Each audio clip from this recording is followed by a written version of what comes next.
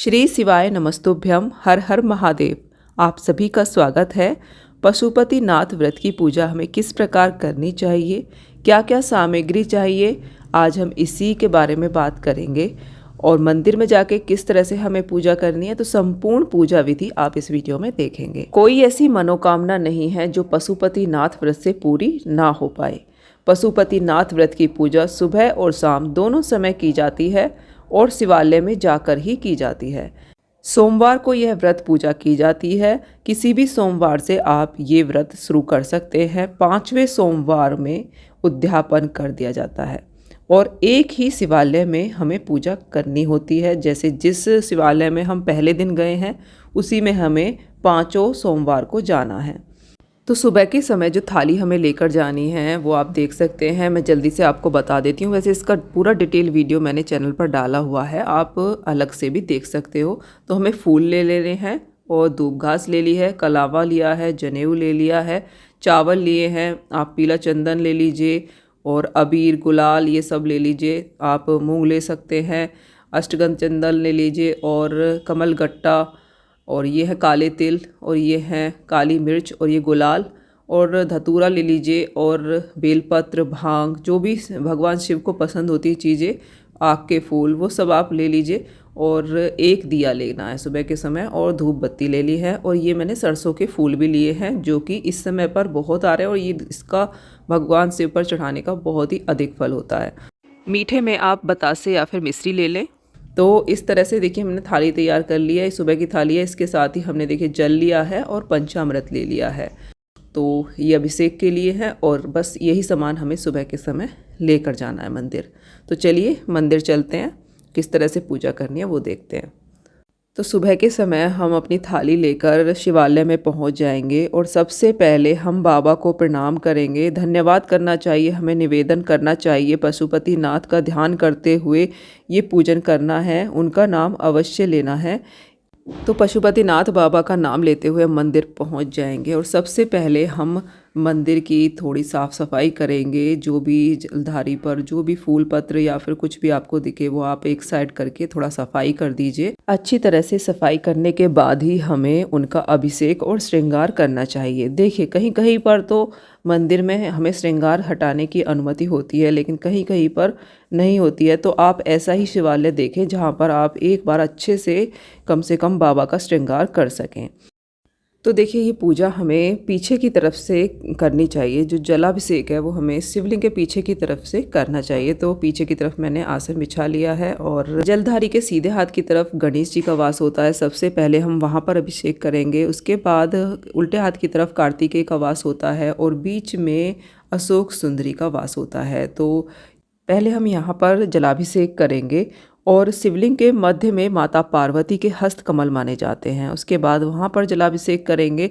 उसके बाद हम शिवलिंग पर जलाभिषेक करेंगे। किसी किसी शिवालय में ऊपर कलश टंगा होता है जिसमें से बूंद बूंद जल शिव जी पर चढ़ता रहता है। तो आप उस कलश में भी जल अवश्य डाल दें। कहा जाता है कि उसमें शिव जी की 5 पुत्रियों का वास होता है जो जल क्रीड़ाएँ कर रही होती हैं। इसके बाद हम पंचामृत से स्नान कराएंगे।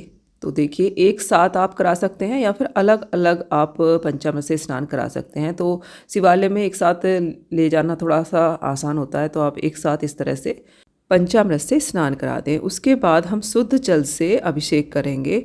पंचामृत के बाद शुद्ध जल गंगा जल से आप बाबा का अभिषेक करें और मन में पशुपति नाथ बाबा का नाम लेते हुए ये प्रार्थना करते रहें कि हे बाबा, हमने आपके व्रत का संकल्प लिया है, ये निर्विघ्न पूरा हो और हमारी जो भी मनोकामना है वो पूर्ण हो। पशुपति नाथ व्रत बहुत ही चमत्कारी व्रत होते हैं। इनके करने से कोई ऐसी मनोकामना नहीं है जो पूर्ण ना हो। बस हमें पूरे विधि विधान से और बहुत ही मन से इन व्रतों को करना चाहिए। तो उसके बाद हम बाबा का श्रृंगार करेंगे। आप पीले चंदन से बहुत ही सुंदर तरह से बाबा का श्रृंगार कर सकते हैं, ओम बना सकते हैं, त्रिपुंड लगा सकते हैं। तो अच्छे से बहुत ही श्रद्धा से भाव से बाबा का श्रृंगार करिए। उसके बाद हम अबीर लगाएंगे, गुलाल लगाएंगे, चंदन लगाएंगे और सफ़ेद चंदन आप लगा सकते हैं। और बस इस चीज़ का ध्यान रखें कि शिवलिंग पर रोली नहीं चढ़ाई जाती है, हल्दी नहीं चढ़ाई जाती है, बाकी हम और बाकी चीज़ चढ़ाएंगे। और देखिए गणेश जी पर, अशोक सुंदरी पर हम रोली लगा सकते हैं। तो गणेश जी पर, अशोक सुंदरी पर, कार्तिकेय पर, माता पार्वती के जहाँ पर हस्तकमल होते हैं वहाँ पर हम रोली लगा सकते हैं। बस शिवलिंग पर हमें रोली नहीं लगानी है। इसके बाद हम अपनी जो सामग्री है वो बाबा को अर्पित करेंगे। सबसे पहले देखिए हमने काले तिल भगवान को अर्पित करे हैं। उसके बाद हमने जो मूंग है वो चढ़ा दी है। चावल चढ़ा दीजिए, मैंने सामग्री आपको सब बता दी है। काली मिर्च आप चढ़ा दीजिए थोड़ी सी। उसके बाद आप प्रसाद चढ़ा दीजिए, जो भी आप मिश्री वगैरह लाए हैं प्रसाद में बतासे। और जो हमने सरसों के फूल लिए हैं ये 108 फूल हैं, ये भी हम चढ़ा देंगे। इस समय पर इनको चढ़ाने का बहुत ही ज़्यादा फल मिलता है, शत्रुओं का नाश होता है। तो ये हमने चढ़ा दिए हैं। अब हम बेलपत्र देखिए इस तरह से चंदन लगा के और फिर हम शिवलिंग पर इस तरह से समर्पित कर देंगे। आप भगवान का नाम लेते हुए जितने चाहें बेलपत्र आप चढ़ा सकते हैं, एक तो ज़रूरी चढ़ाना है।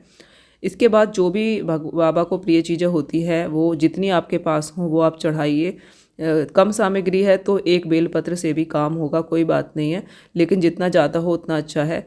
देखिए नंदी बाबा पर भी हम इस तरह से बेलपत्र चढ़ा देंगे, क्योंकि नंदी बाबा ही एक माध्यम है जो शिव जी तक हमारी बात पहुंचाएंगे। अशोक सुंदरी पर भी हमने बेलपत्र चढ़ा दिया है। इसके बाद हम धतूरा चढ़ा देंगे, और अगर आग के फूल हों आपके पास तो देखिए वो भी चढ़ा दीजिए। और इसके बाद हमने भांग चढ़ा दी है। जो भी सामग्री आपके पास हो, समी पत्र चढ़ा देंगे। जो भी बाबा की प्रिय चीज़ें हैं जितनी आपके पास हों आप ज़रूर लेकर जाइए। अगर कम भी हैं थोड़ी तो भी कोई प्रॉब्लम नहीं है। उसके बाद हम फूल चढ़ा देंगे। लाल फूल आप अशोक सुंदरी पर, गणपति जी पर ज़रूर चढ़ाएं, माँ पार्वती पर। भगवान शंकर को सफ़ेद रंग के फूल बहुत पसंद होते हैं, तो सफ़ेद फूल अगर आपको मिले तो सफ़ेद फूल उन पर चढ़ाइए।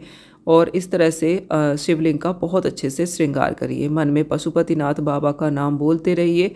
अब बाबा को हम जनेऊ समर्पित करेंगे और इसके बाद हम गणपति जी को वस्त्र रूपी कलावा समर्पित करेंगे और धूप घास समर्पित करेंगे। अगर जनेऊ नहीं है आपके पास तो आप कलावा भी समर्पित कर सकते हो। नंदी बाबा को भी हम धूप घास समर्पित करेंगे, फूल समर्पित करेंगे और मन से प्रार्थना करेंगे कि हमारी मनोकामना पूर्ण हो। इसके बाद हम माँ पार्वती को भी फूल समर्पित करेंगे। भगवान गणेश जी, कार्तिकों को भी फूल समर्पित करेंगे। इसके बाद हम शिव पार्वती को एक गठबंधन में बांध देंगे। इस तरह से बहुत ही शुभ होता है। इस तरह से आप कलावे से बांध दीजिए, फूल चढ़ा देंगे और भगवान पशुपतिनाथ का नाम लेते हुए अब हम दीप प्रज्वलित करेंगे, जो हम दिया घर से लेकर आए हैं, और धूप दीप जलाकर बाबा की आरती करेंगे। दीप प्रज्वलित करते समय अपनी मनोकामना जरूर बोलें और भगवान की अब हम आरती करेंगे। गणेश जी की आरती करेंगे, शिव जी की आरती करेंगे और बाद में भगवान से क्षमा याचना करेंगे कि हमारी पूजा पाठ में कोई भी कमी रह गई हो तो हमें क्षमा करें और हमारी जो भी मनोकामना है उसे पूर्ण करें। इसके बाद हम जलाधारी से थोड़ा सा जल अपने आँखों पर, अपने सर पर ज़रूर लगा लें और थोड़ा सा जलाधारी से जल अवश्य लोटे में लेकर घर जाएं। यह जल बहुत ही चमत्कारी होता है। पूरे घर में आप इससे छींटे ज़रूर लगाएं। और अब जो थाली हम लेकर आए थे वो थाली हमें ले जाकर रख देनी है। उसी थाली को हमें शाम को लेकर आना है शिवालय में। तो उसमें क्या क्या चीज़ें और हमें रखनी होंगी वो मैं नेक्स्ट वीडियो में आपको बता दूंगी। शाम की पूजा किस तरह से करनी है, देखिए थाली हमारी बिल्कुल, हमें थाली ऐसे ही ले जाके रखनी है। ये जो जल है इसको हमें पूरे घर में छिड़क देना है। इस तरह से हमारी सुबह की पशुपतिनाथ व्रत की पूजा कंप्लीट होती है। भगवान आप सभी की मनोकामना पूर्ण करें। हर हर महादेव। वीडियो अगर आपको यूज़फुल लगा हो तो वीडियो को लाइक करें और हमारे चैनल को सब्सक्राइब भी करें। जय शिव शंभू।